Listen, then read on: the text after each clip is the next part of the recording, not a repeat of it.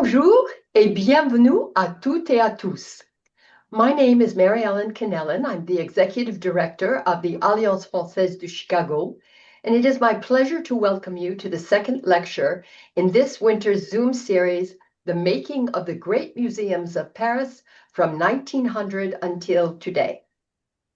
Following our previous Zoom series during the winter of 2024, tracing the heritage and history of the extraordinary museums that were established in Paris during the Revolution and continuing through the end of the 19th century, we continue the story over the past 125 years with presentations by the curators and directors of the House Museum, of a presidential museum, a private museum, a brand new museum still in the making, and of the first and largest museum in Paris, which has never stopped reinventing itself after more than 230 years.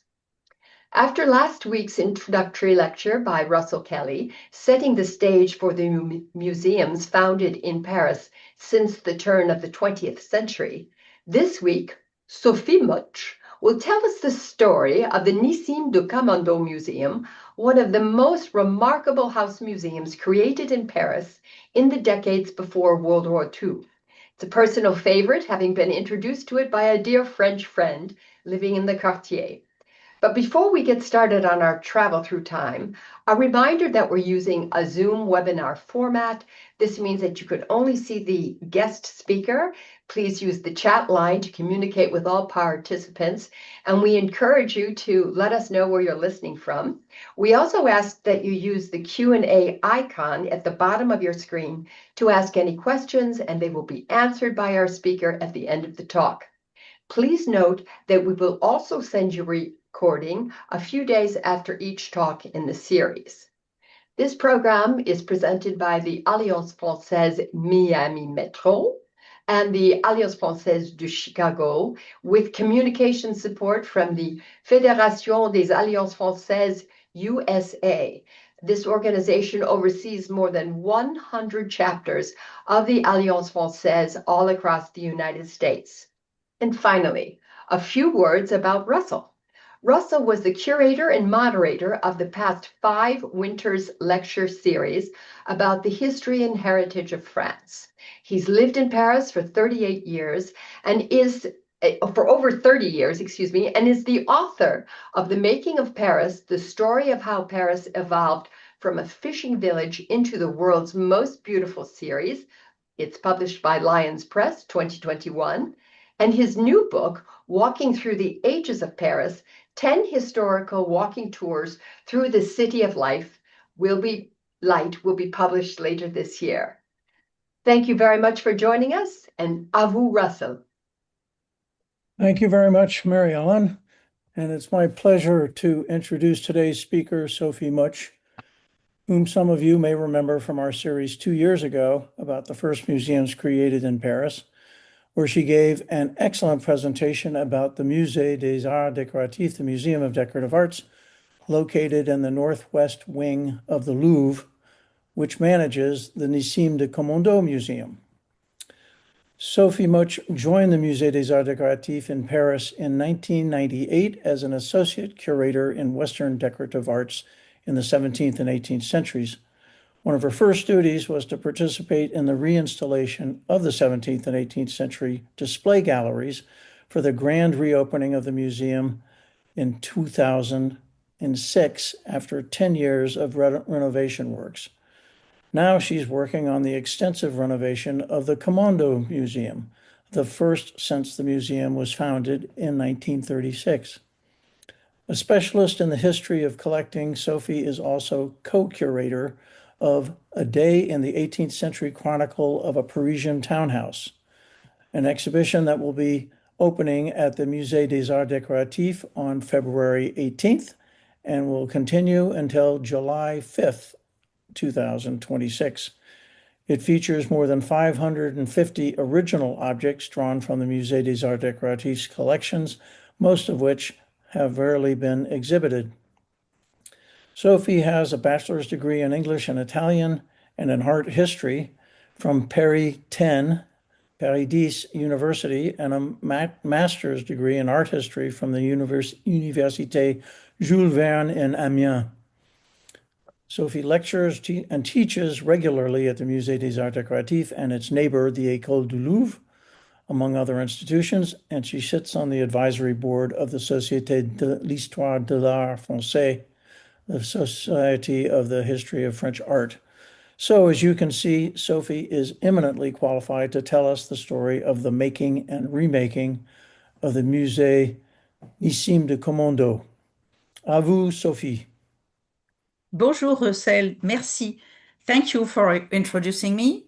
Now I will share my screen in order for you to enter Musée Nissim de Camondo. Actually, I was delighted when Russell suggested I lecture today because Musée Nissim de Camondo is undergoing a major renovation. So it's a good occasion for me to present you this museum and try to understand what is going on now and what it was and why this renovation is more than necessary.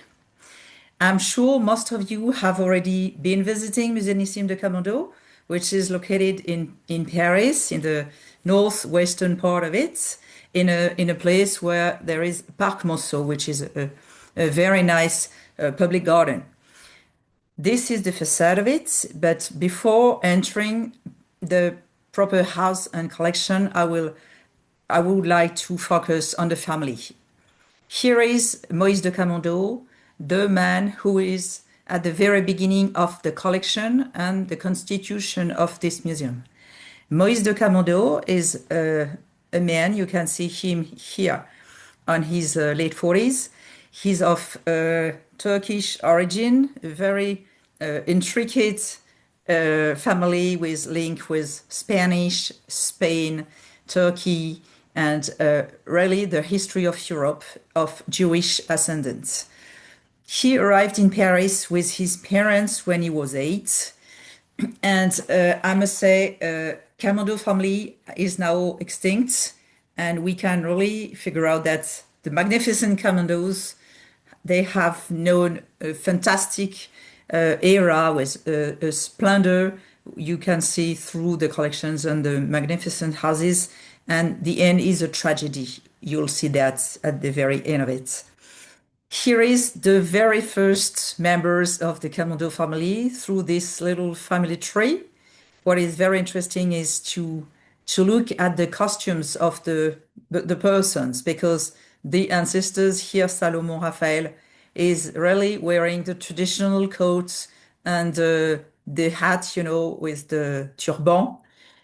And that's his son. Both of them are presented here on paintings or photographs. They decided to establish a family bank in Paris because they were a family of bankers. And at that time, they were extremely wealthy because their nickname was the Rothschild of the East. That gives you an idea of the level of wealth, of course. So these two brothers, Abraham and Nissim, they established in Paris before 1870, and both of them had children. Abraham, the elder, has a child. I mean, we are not considered the girls here because for our purpose today, it's not of interest. But Abraham has two children, Clarice and Isaac, and Nissim has only one child, Moïse, the man we previously saw on the image. They were living in this Istanbul, which was a very modern city at that time, and they wanted to establish, just like the Rothschild, many other banks in Europe. And afterwards, we will understand who are the son and the daughter and the grandson. Through their life in the 19th century, late 19th century, they were at a point in living in Italy. And when they were living in Italy, again, they were bankers. They helped a lot the King of Italy in order to try maintain the monarchy and help the king very much, so that the king gave them as a reward the coat of arms with a motto, Fides et Caritas. You can see the very nice image here. And that's the reason why Moïse de Camondo is Count de Camondo. It's not a French title, it's an Italian title. So here is the coat of arms of Camondo. Now you can see a closer look, you can have a closer look on the two brothers who established the bank in the very early years of the 70s of the 19th century, Ibrahim Behor and Nissim. And when they arrived in Paris, they established in Monceau. We'll see a map afterwards for you to figure out where it is. Here is Isaac, the son of the elder brothers. Isaac is a very interesting character. He was a collector, as you can see, of Impressionists. What you can see on the image on the right is his collection, a little part of his collection. Actually, he was very, very much interested in the very young artists of that time, well-known, not well-known precisely artists, such as Degas. You might recognize the ballet, the dancers here, or the horse race here by Degas, or some drawings by Degas too. And again, here, other paintings. All these paintings now you can see in Musée d'Orsay. So that's a very important personality, Isaac, and he was the cousin of Moïse, and just like his best friend and brother, because he didn't have any brother. And of course, it's practically obvious that since they were very close, Moïse de Camondo was influenced by the fact that Isaac was a collector when he decided to collect himself. The other brother is very interesting. So that's Nissim. Nissim is a very lavish man. He has a mistress, Madame de Lancey, who's actually an American lady from Baltimore, who is living in Paris, but she has a French name. She just invented a French name, you know, like a noble French name, French name, though she's not noble at all. You see here the lavish dress and the pose of her, and that's his mistress, the mistress of Nissim, the father. And every year, for many, many years, she offers pin tie to her lover Nissim. So you can see some of those here. They are about 80. They are gorgeous, and now they belong to Musée des Arts Décoratifs. For her lover, Nissim de Camondo bought this gorgeous little pavillon de musique that used to belong to Madame du Barry in Louvciennes near Paris. And this little pavilion has actually been recently bought by Xavier Niel. Xavier Niel is a Frenchman who's an industrialist. He owns many companies. And what is interesting for those of you who know New York, or those of you who are from New York, is that in this house, which was the house of the mistress of Louis XV, so it's interesting to get to compare the two destiny. There used to be this series of Fragonard Progress of Love you can now admire at the Frick collection. So it's very fun how love is in the very center of the life of Nissim and his mistress. The only son of Nissim, Moïse, we saw at the very beginning of my lecture, married this lovely little lady, Mademoiselle Cain d'Anvers, whose portrait by Renoir is now in Switzerland. She's the daughter of a very rich banker too, the Cain d'Anvers family from Belgium, and they own this gorgeous chateau in the eastern part of Paris, Champs-sur-Marne.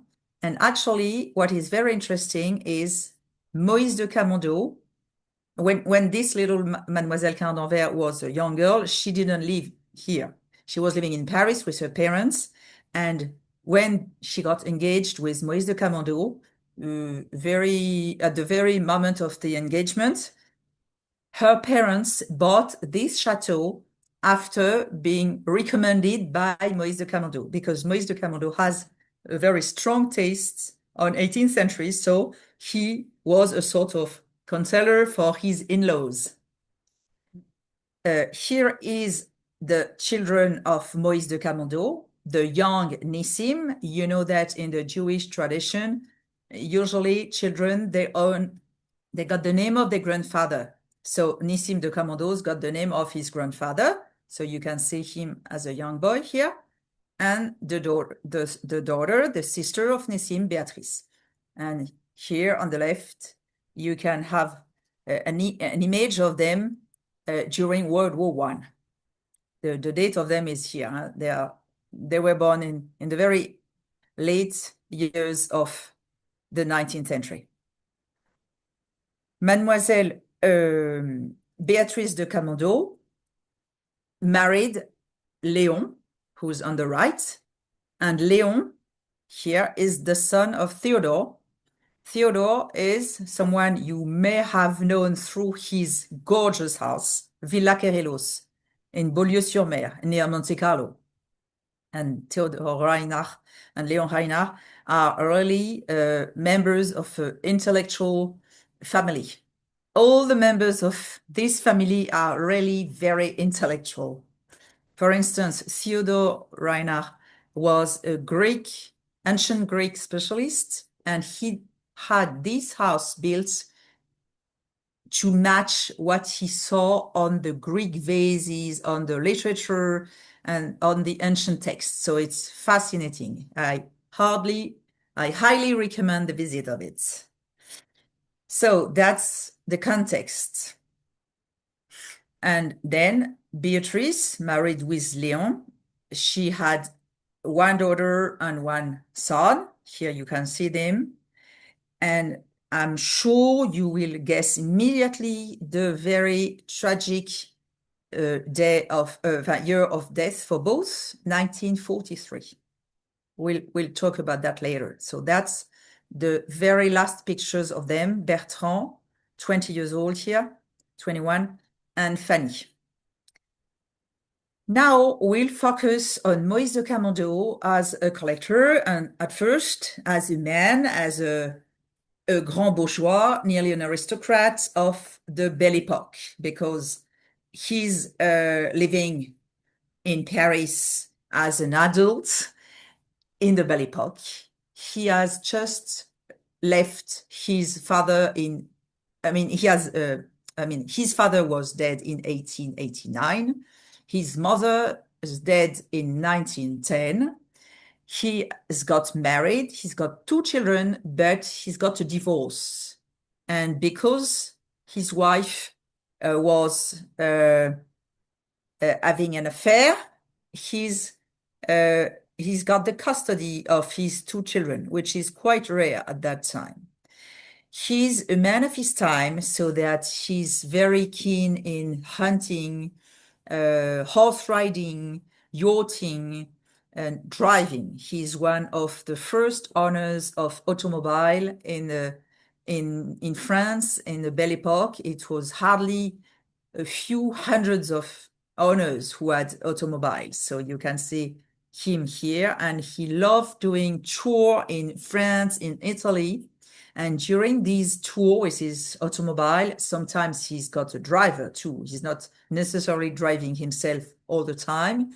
He's writing some notes like Michelin guide to tell his feeling about restaurants, about eating nice food and restaurants. So that's the activity of the Club des 100 that still exists. Club des 100 is a gastronome club. They organize dining party regularly, and they are focusing on dining and this way of life of good food and so on and so forth. So that's the main activities, which is quite common of that time for aristocratic background people. But then he's got a passion which is collecting 18th century things. I mean, everything. So for this reason, in 1910, when he's the only heir of his parents, he decided to demolish the house of his parents and to build another one for him that matches his collection. Now, here is a map of Paris for you to see where Monceau is. Alors, I'm afraid I cannot find the arrow. I see, the arrow is here. I hope you can see my arrow. This is Parc Monceau. For those who are not that familiar with Paris, this is Arc de Triomphe, Triumph Arc, Champs-Élysées here, Bois de Boulogne. And here is Place de la Concorde and the Louvre here. So, you know, it's a little bit distant, not that far. A very nice and large park. And precisely around 1870, this was a sort of major building site for new building for rich people, such as bankers or newly for people who got rich recently. It was the fashionable place to have your house built. So that was the place where he was brought as a young boy, but then he had his parents' house this way, there, demolished. Here is the site, Parc Monceau. Previously, in the 18th century, it was a very nice park with fake ruins, you know, like little bridges, little mills, little temples, a pyramid, and so on and so forth, in a British style, really British-inspired park. And it still exists, and you can walk around. It's a little bit like Central Park in New York too, with these little bridges, very romantic, and this little pavilion. And then it's like more Roman antique inspiration with the columns and the basin here, the little lake. Here is the houses that is very similar to his parents. That was Isaac parents' house. You can see how grand it was. And both the brothers, they lived the house next door. One is living on 6-1 Rue de Monceau, and Maurice de Camondo was living with his parents on 6-3. So you see, it's extremely grand and magnificent, but it was not at all the style Maurice de Camondo liked. So he asked an architect to build his own house. That's the Musée Nissim de Camondo, like the one you can see now, because it is like that now, but it used to be much more like this house. Actually, this house 6-1 still exists, partly renovated, but the facade, it's not the facade, it's the side of it. Now it's the bank, it's Morgan Stanley Bank. It is fun because Camondo is from a banking background, and now it's still a bank. But we are focusing now on 6-3. 6-3 Rue de Monceau is here. It does look like Petit Trianon. That's exactly the point. Maurice de Camondo is fascinating by 18th century. In 1910, when he inherited this place, I mean, the place to build a new house, he already had a quite large collection of furniture and objects, and he wants to have his own version of Petit Trianon. So you can see the facade here. It's practically the same of the Petit Trianon. I'm sorry, I totally forgotten to put back an image of Petit Trianon. And here is the facade in the garden. And it's a very nice facade because in the middle, you got a round room, like the Oval Room in the White House. So then here it's round. In the middle of 2 wings. So it's not immense, but it's very clever the way it's constructed. Here is the architect, René Sergent. René Sergent is an architect of his time, but what is very interesting is he's most interested in building in the manner, the way it was like in the 18th century. So René Sergent is fascinated by Gabriel. Gabriel is the architect of Place de la Concorde and Petit Trianon. So most of the time, what he built is very much like Petit Trianon and Petit Trianon inspired buildings. Not only private townhouses, but also hotel like the Claridge of the Savoy in London. And also for those who have visited Versailles or maybe stayed in Versailles, Le Trianon Palace, which is a very nice hotel at the border of the park. So that's the architect. And very important too, because the house is really located within the Parc Monceau, the landscaper.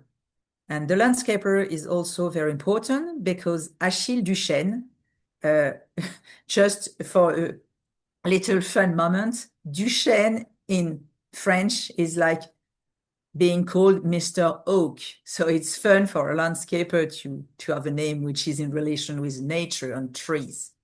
Achille Duchesne is a very inspired landscaper, and here is a sketch for the garden of Hotel Camondo. It's not exactly like that anymore, especially because trees have grown up terribly. But what is interesting is this townhouse is facing Parc Monceau because this is the property, this is the garden, and this is the public garden. So you see, when you got trees here, you just feel like you got the whole garden. So it's absolutely lovely. And here is a view from l'Hôtel Camondo, Nissim de Camondo, facing Rue de Monceau, the street.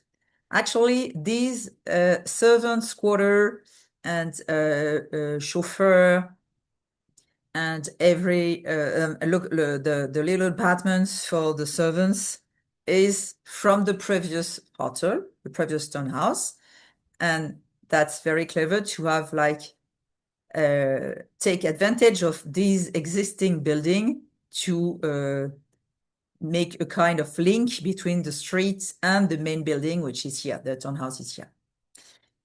On the left side, you used to have the stables because at that time, as you saw, as you have seen in the image, it's very fashionable to ride to Bois de Boulogne.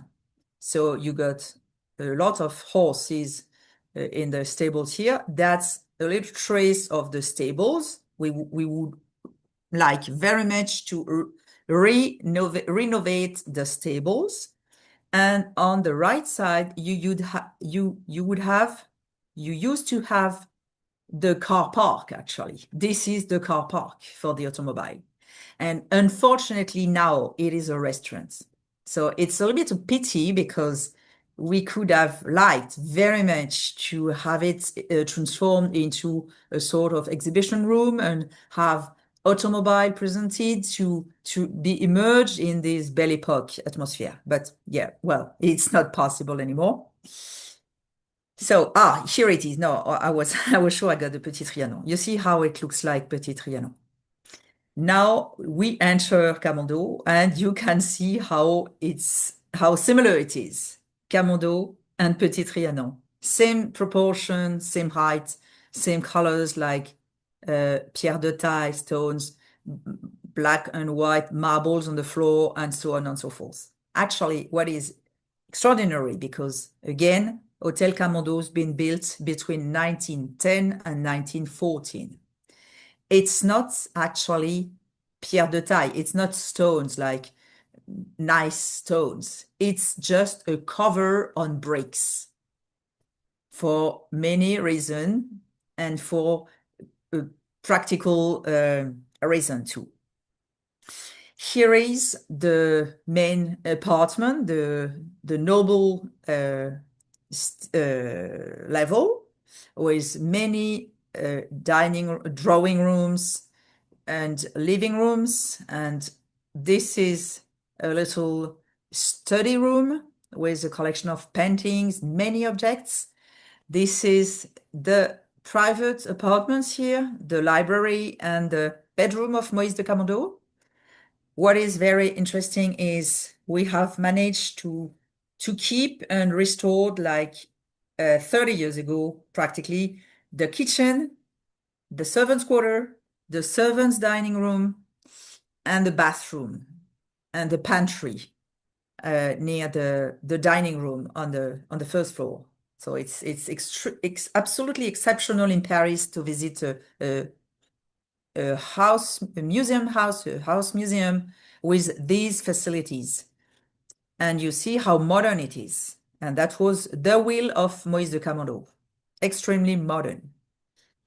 Of course, since René Sergent was also the builder of hotels, he knows perfectly the very modern equipments a house has to have. So the mahogany neo-Louis XVI elevator has been installed here.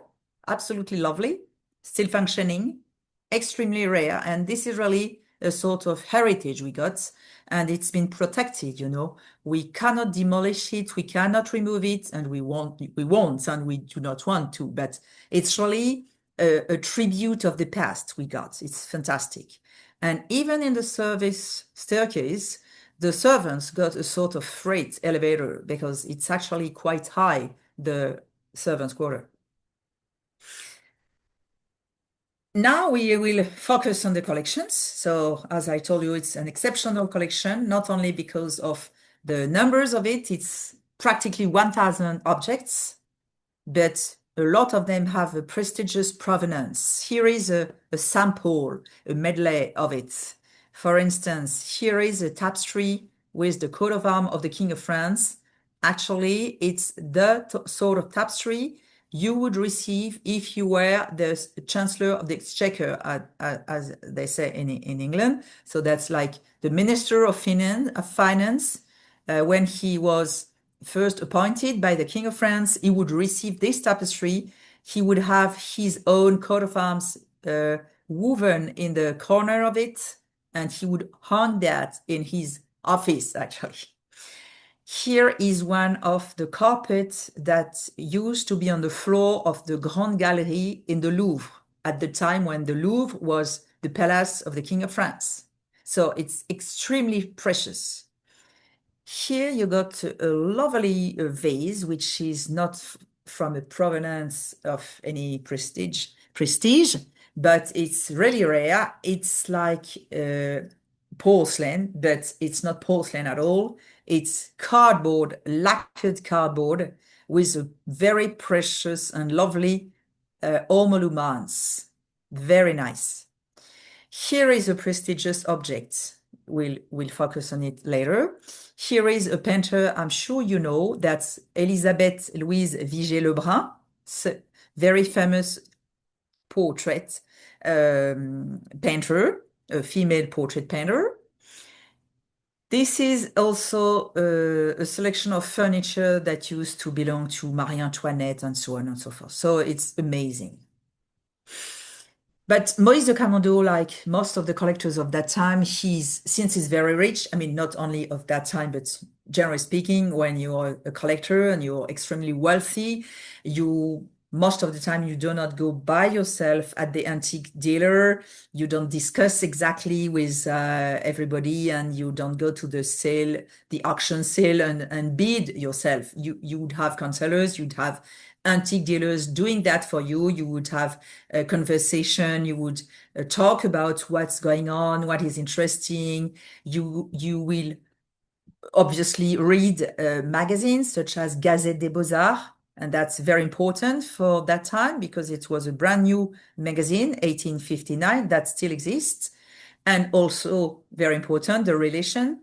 This man in the middle, Karl Dreyfus, was the neighbor of Moïse de Camondo when he was a child. That's really his best friend, his best friend from his childhood. And this man was about to become the director of the furniture and works of art section of the Louvre. So that's a good relation to have when you want to build your own collection. And on the right, you got Jacques Seligman, who's a very famous antique dealer established in Paris. So that's the main person who helped Maurice de Camondo gathering his collection. Here is a detail of the sake bottle. So that's Japanese lacquer on wood with emoluments, French emoluments, very late 18th century. And this, as I wrote, was Madame de Pompadour's. You can imagine this is quite prestigious for this man who's actually of Turkish origin, and he wants to have a collection that reflects what is for him the best of France as for the decorative arts and the arts and history. So that's the period between Louis XV and Louis XVI reign. Then another very prestigious piece of furniture, this table for knitting or needle activities, not only female activities of the 18th century, and that was Marie Antoinette's, Jean-Henri Risner, which was her favorite furniture maker too. So lovely pieces and very rare pieces he got. Another portrait by Elisabeth Louise Vigée-Lebrun, grand portrait of this lavishly dressed lady who was Geneviève Sophie Le Couteau du Mollet. She was the original owner of Malmaison. Maybe some of you have visited Malmaison. That's Napoleon and Josephine House near Paris. And also a gorgeous porcelain service with birds, and the birds are from a series of watercolor by Buffon, who actually had scientists going all over the world, especially in America, North America, painting the birds from nature. So it's exceptional. The museum, which is a house museum, is really a heritage museum and something which is a tribute to what he thinks France has given him. So he wants to give this to France. He wants to have this house reflecting his love of France and the value he likes of France. And it's also a story of transmission of immense love between father and son. And of course, I don't remember if you've seen precisely the date of the son, but the son died in 1917. So it means that the father and his two children, they entered the new house in 1914. 1914 is obviously the year of the war. The son, who was in his year to be a military, entered the war. He came for some furlough, occasionally, of course. That's a photograph taken in the garden in 1916. So that's the year before he died. And obviously, not only because they are of Jewish origin, the transmission was, when I die, I will give the house to my son. But since the son died, he transformed his will, and he decided to have the house transformed in a museum to commemorate the life of his son. Hence the name Musée Nissim de Camondo, because of his son.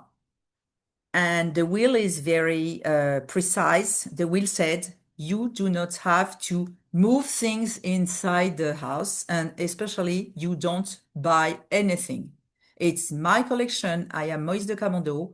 I have loved these objects. I want you to appreciate them whenever you come, so that you do not have new acquisitions, because it's my taste.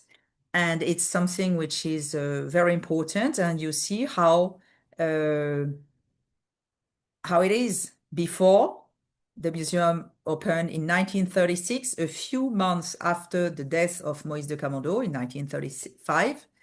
And that's their image, the black and white one. And the other one is an image which dates back 2024, the year when it closed. And practically nothing has changed. Again, if you compare these images, apart from the carpet, which was obviously in the middle of the room, the carpet's been rolled all over to have a path for the visitors to walk and not ruining the carpet. Again, practically the same image. Here, obviously, an enormous tapestry, like a carpet on the floor, has been removed because we're not going to damage it, and so on and so forth. And one may tell me, but what was going on in 1935, though it was a museum? It was given to l'Union Centrale des Arts Décoratifs, which was an organization in relation with that has the Musée des Arts Décoratifs. Actually, it's really a miracle. Here is a little museum guidebook with the list of the things to be evacuated in case of something, in case of the Nazi comes and say we want this or that, so that previously to these possible things, the curator has written a list, so it's red or green, first priority, second priority, and the things, most of the elements are evacuated in the southern part of France, in Château de Cheverny, this evacuation plan. And this is a note from the German government, says that the house must not be required. So it's requisition. So it's really a miracle that the house as a museum has been protected. Here is a souvenir of the son as an aviator. And here is, of course, the plaque, which is very sad because it says that it's a museum after the bequeath of Moïse de Camondo. And the bequeath is the bequeath to France because l'Union Centrale des Arts Décoratifs, which is the sort of head of Musée des Arts Décoratifs, as the custody of French collections. It's a little bit complicated, but it's the reason why it says a été légué à la France. Comte de Moïse de Camondo, and he was vice president. And you see, it's a tribute to his son. And what is, of course, extremely sad and tragic is that the sister of Nissim died in a camp with her husband and the children. And you see here, to commemorate Madame Léon Reinhardt, née Béatrice de Camondo, les enfants, dernier descendant, Monsieur Léon Reinhardt, déporté et mort à Auschwitz. One of the other reasons of Moïse de Camondo to transform his townhouse into a museum was to facilitate the training of the craftsmanship, the training of craftsmen. And for this reason, the museum was free for craftsmen. And he also gave an enormous quantity of money, like several million, if we say it in euro, in order for the French state to renovate the collections and so on and so forth, and also to create a school like design and interior designer school, which is on the left, École Camondo. Well, of course, the building is a new one. Afterwards, in 2019, Les Arts Décoratifs decided to open another école in Toulon, in the Riviera. And more recently, in 2024, in the servants, in a part of the servants' quarter facing the street in Musée in Rue Monceau, you got the résidence for artists to come and spend some year working on Camondo or the collections. But now it needs renovation, and you can see the work site here. Electricity and Wi-Fi was very necessary to be renovated and transformed. So it's something which is very important. That's the reason why we have we always had donors. Here is the plaque with the name of the donors. Some of them are from America, like Mr. and Mrs. Henry Kravis or Mrs. Stephen Kellen, and also antique dealers. And the fact is that this renovation is, I will go back to the website, is fascinating because it's a fantastic occasion to really feel like we are Moïse de Camondo, building the house with the architect, and we like participate in the renovation to the building of a house, even if it's not a building, but it's a refurbishing, refreshment, painting, and we need to do many, many things. So it's probably going to be closed till 2029. It's been closed for 1 year now, nearly 1.5 years. So you see, it's it's really a mess, but we actually discovered that behind the floor, the wooden floor, there is some tar in order to protect against humidity, for instance. Very modern equipment. You used to have like neon on the ceiling with a dimmer. The dimmer is the 1910 dimmer and still functioning. You got, of course, electricity everywhere. The kitchen is modern. Everything is extremely modern.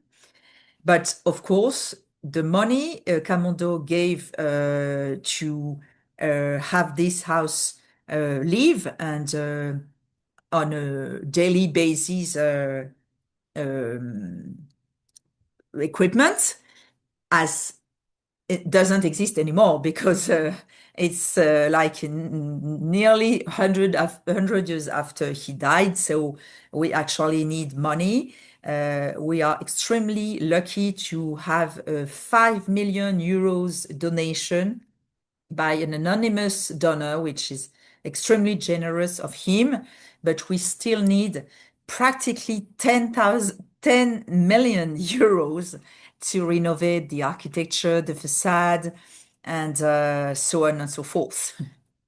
So that's our work for the years to come, and that's also the reason why we try to have more communication on it to have people understand what is going on and the reason why it's closed. I'm afraid I'm a little bit longer, but I hope you understand a bit of what is going on in Nissim de Camondo Museum. Thank you for listening. Thank you so much, Sophie, for that was a brilliant presentation. I mean, first of all, great information and wonderful figures, wonderful images there. And it really, you did tell the story of the splendor of the house and the tragedy of the family. And it's quite interesting that Moïse de Camondo actually built a house in the style of the 18th century Yeah. to display a collection from the 18th century. I mean, that's commitment. I will add, however, that while it's sad perhaps that the adjacent building is now a restaurant, it's a very good restaurant. Right. So if you're next time you visit the Musée Commando, drop by the next door restaurant and enjoy it. So a number of questions. So the renovation started a year ago, Right. and it won't shut. The museum will not reopen until 2029, roughly. Where are all the furnishings at the moment? Excellent questions. We are not like during World War II, so they are not in the south of France. They are actually in some of the ancient stables. We had actually little shelves to put things there, and it's extremely bulky, and also some bulky, heavy, and fragile furniture remained in the different rooms, but they were like hidden in a wooden structure to protect them from the work site. Uh-huh. Were you able to use any of the furniture or other items in your upcoming exhibition on the day in May? Yes, exactly. Excellent question. Actually, the will of Moïse de Camondo initially was understood a little bit badly. Actually, people thought he said not to move anything, but actually, it's not exactly true. We can move things like for an exhibition. So, for the first time now, we'll be able to have them on loan for exhibitions. So Oh, that's exceptional. So that's also one reason to come and visit Une journée au XVIIIe siècle. And we'll have a lot of those furniture or objects or even chandelier, like rock crystal chandelier, presented in the exhibition in Musée des Arts Décoratifs. excellent. I read somewhere that there was at one time a salle commando in the Louvre. Right? It That was Isaac de Camondo. That's the cousin's ah, furniture. Because ah, actually, of course, I cannot talk about the cousin because it's another lecture on its own, the cousin Isaac. And actually, for your interest, I'm sure you will be interested.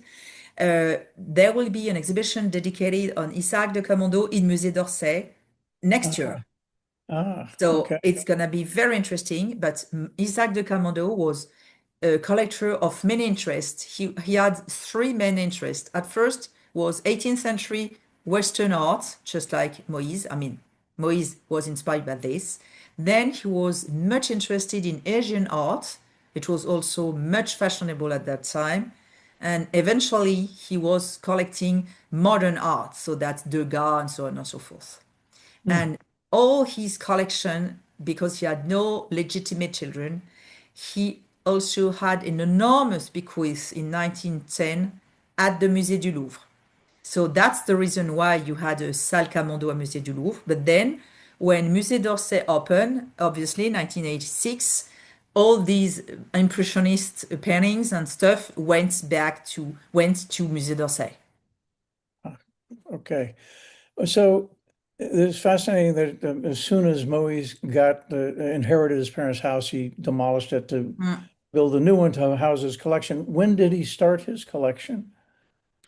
I'm afraid I'm very bad at cipher, but around since he was born in 1860, the beginning of his purchase is around 1890, Okay. So he already had, mainly in Paris, but I think some things he bought in London, okay. mainly through the sales, but sometimes through antique dealers. You mentioned in a prior conversation the period of his collection. He had Yes. a fairly narrow period that he collected. What was that period and what was it called? Yeah, the period is between the reign of Louis the 15th and Louis the 16th. So it's approximately like 1740 and 1770, 1780. Okay. And it's called La And it's Transition. called exactly transition. Transition. Yeah, Okay. And you mentioned that some of the furniture in the museum it was owned by Marie Antoinette. right. So presumably at one time it was in Versailles. Exactly. And I do know that the Versailles has a pretty aggressive policy to repurchase or somehow get back whatever was Mm, in the mm. museum at the time of the Revolution. Is Musée Commando exempt from that kind of pressure? Oh, yes, because actually Musée de Camondo's collection are national, so they are protected and they're, I don't know the term in English, inalienable. You cannot sell them anymore. They Okay, are in the museum forever. non-transferable. Exactly. But I thought that since it's the Musée National, they can shift their collections around wherever they want, and uh, Yeah, any other national actually, museum. yeah. What is possible in France is to have things deposit. For instance, we could imagine, we will not have these furniture you saw deposit in Versailles so that Versailles can enjoy them because it's the place they were made for Right, some of them. right. but of course we'll not do that. No, well, not willingly, perhaps, or sometimes people loan, Yeah, or I guess it's a legal technicality. right. It, uh, so about the house museums, there were a lot of house museums founded in Paris, but after the turn of the 20th century. Yeah. And his was actually one of the later ones. Could you just talk a little bit about the development of house museums Yeah, of in course. general? What is very interesting, especially for you who live, all of you, I think, live in America, is that Camondo Museum is exactly the contemporary to Frick Collection. Frick Collection and Camondo Museum both opened in 1935. And if you think about the collection of these two museums, they are very similar. Though Frick has a much wider interest in Maiolica and Renaissance and so on and so forth. But as for 18th century, it's very similar. Then what is interesting too is to mention Wallace collection, which is the early one in 1900 in London. And then in Paris, you got a place to be compared with Camondo, which is Cognac-Jay Museum. And that's 1927. So that's very early. And Cognac-Jay is very similar to Camondo. The period, the kind of art you can find inside, and also a question of transmission. Though it's a little bit different, Cognac-Jay is the name of a couple, Mr. Cognac and Mrs. Jay. They were the owners of La Samaritaine, the department store. They had no children, and they rapidly decided to have their collection transformed into a museum. Camondo is different because it's the fate who decided to transform his house into a collection. Okay. So it's really typical of early 20th century to have these house museum, because it's really a time with Edith Wharton, for instance, who bought a book on interior decoration. People were much interested in being at home in a cozy atmosphere, gathered and filled the apartment were filled with objects. It was also like a reflection on their own life.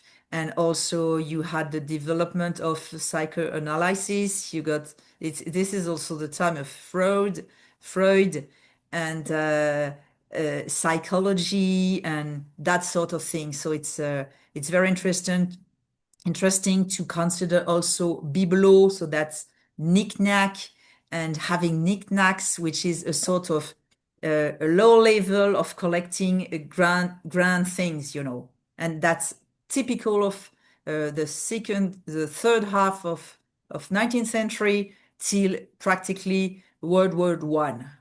No, It's really a psychology of the collectors, and even the bourgeois in Paris, they would have their own little collections.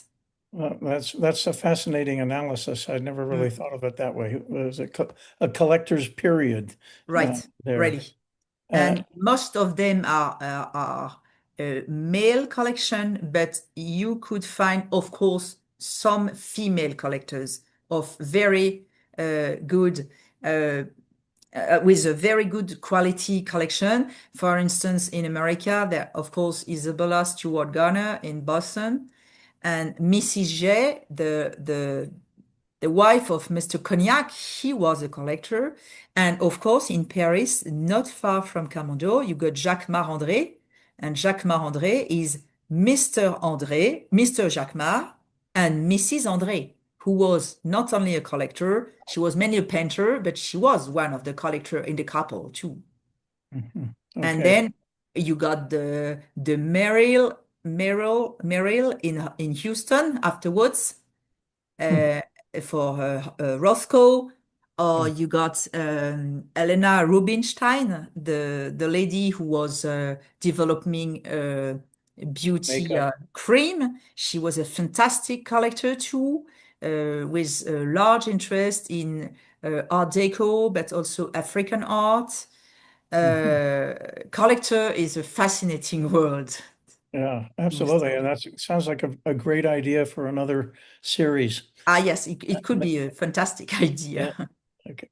So what, in closing, Oh, yes, you're right. do you recommend this book? I do recommend it. It's an extraordinary book because Edmund de Waal, though his name is like from the Netherlands, he's a British citizen, but his background is family Efrusi. And Efrusi family is a Jewish family from Odessa in Ukraine. And they were very rich because of the commerce of corn with Occidental Europe.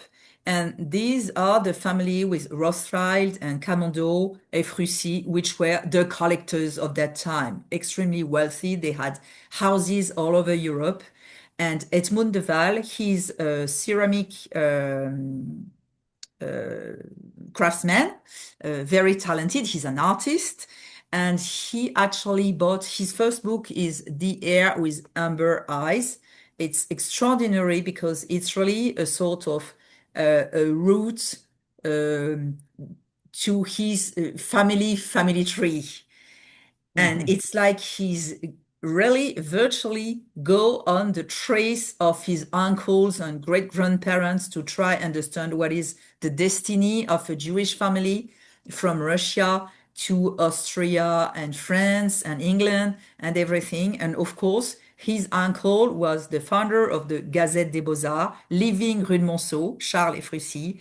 And of course, Charles Efrussi knew very well Maurice de Camondo, and Edmund de Waal had these brilliant ideas to write letters to Camondo, like a sort of posthum letters to these two people of his life and Maurice de Camondo's life. It's amazing. Okay, another great story and another great way to continue the story. Yeah, So I think we'll have to wrap it up now, but thank you so much, you're Sophie, for welcome. your wonderful presentation. And thank you to our partners for support, and in particular to Solange and Bill Brown for sponsoring this new museum series.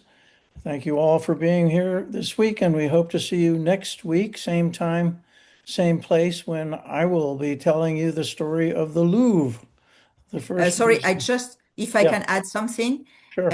I will send you, I forgot, a link to a film maybe and a podcast on Musée Nissim de Camondo, on the Camondo family destiny, which has been released 4 months ago.